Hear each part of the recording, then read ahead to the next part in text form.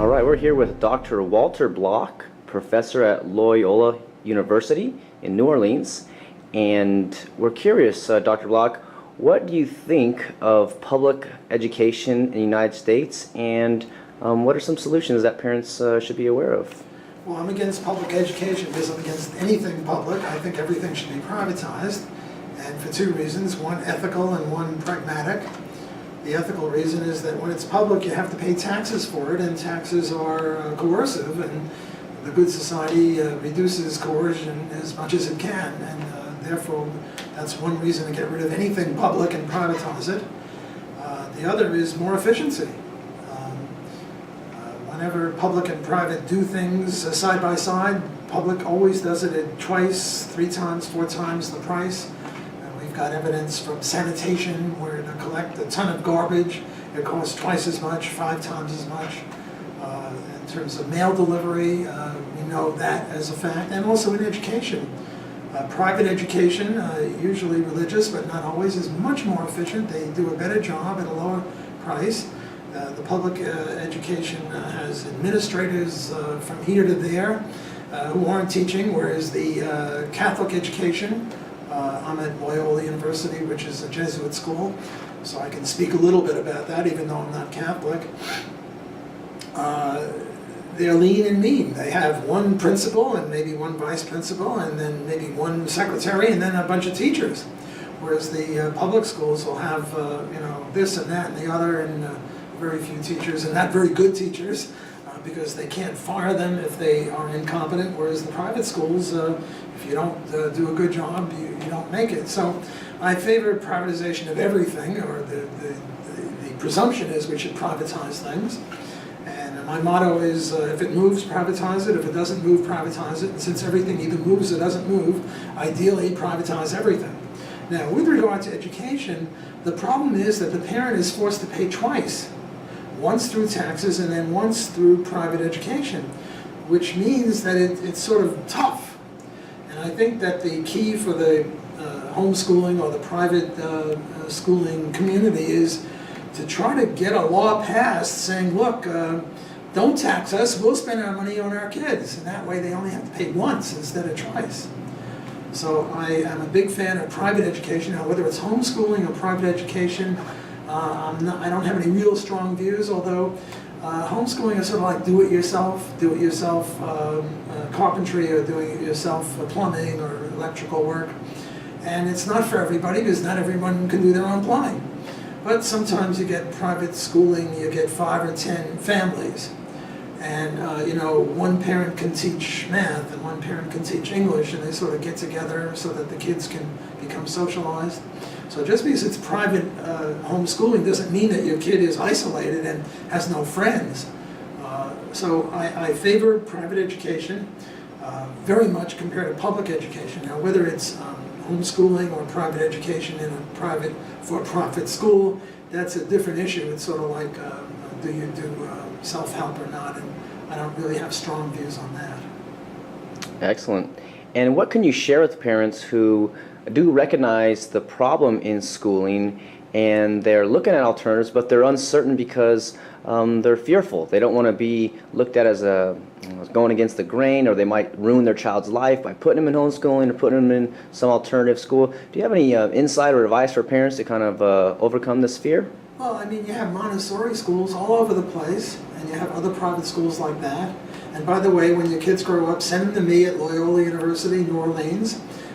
If you're interested in free enterprise education, because I've got 5 colleagues, 6 colleagues, all of whom teach free market economics.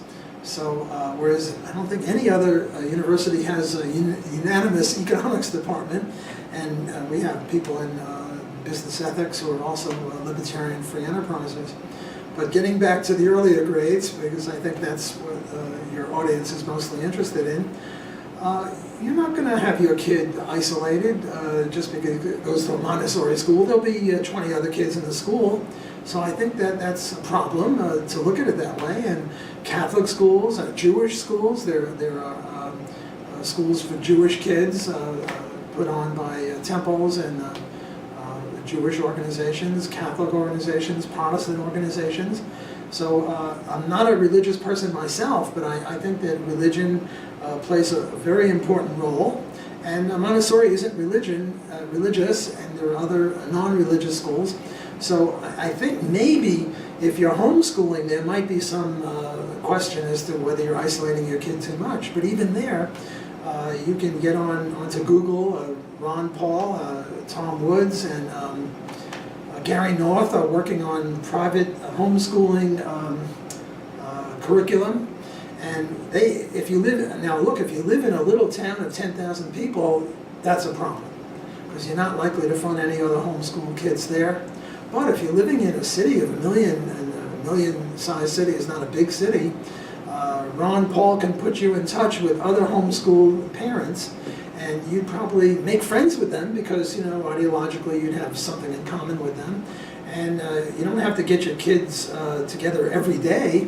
But, on Tuesday you could all teach math at this guy's house, and on Wednesday maybe someone can teach Spanish to all the kids or something like that.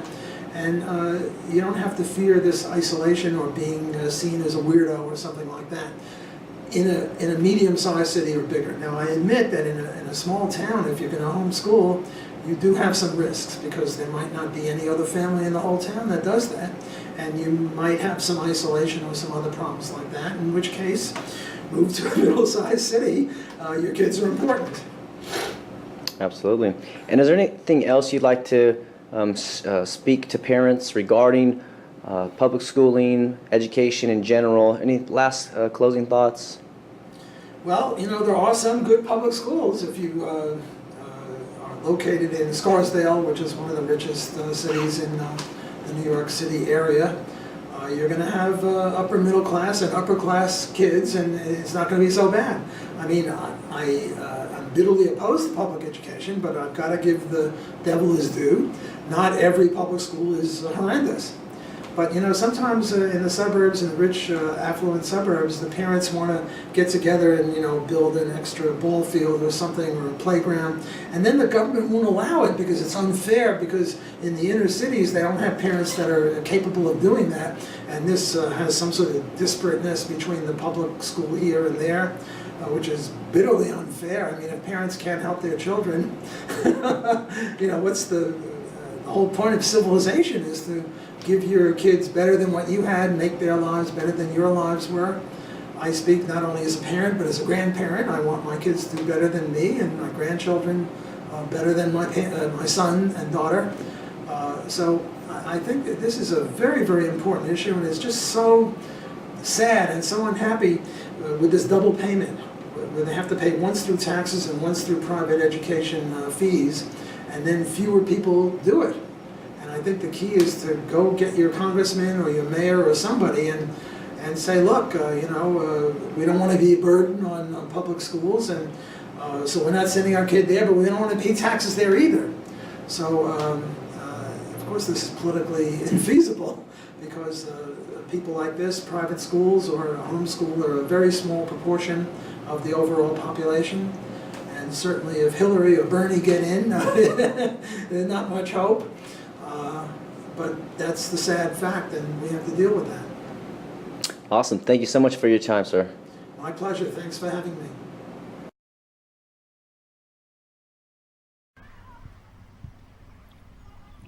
The world is flat. I hear this term being used a lot lately. What exactly does it mean?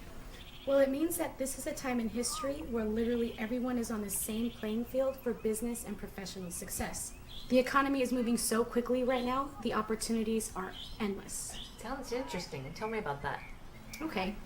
Practically everything in the world has changed. The internet has literally created one big connected world.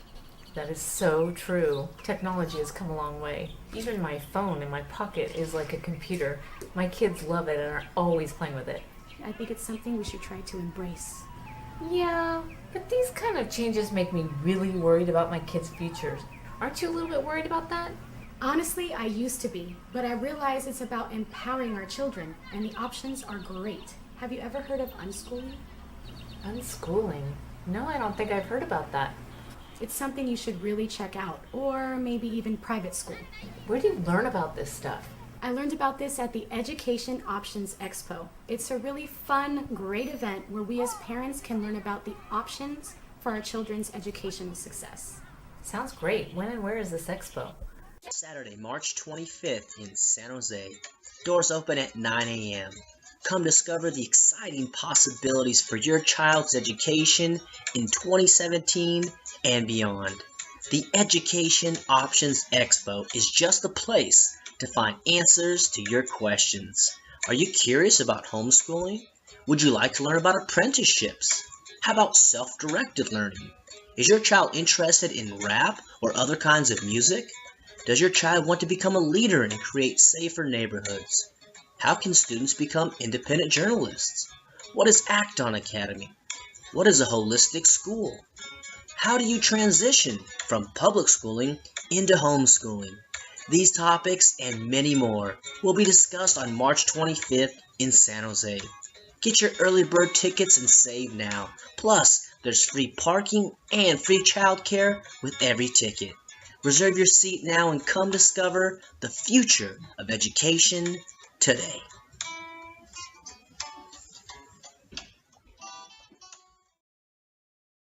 Hey, I just registered for the expo. Super excited. Yeah, I'll see you there.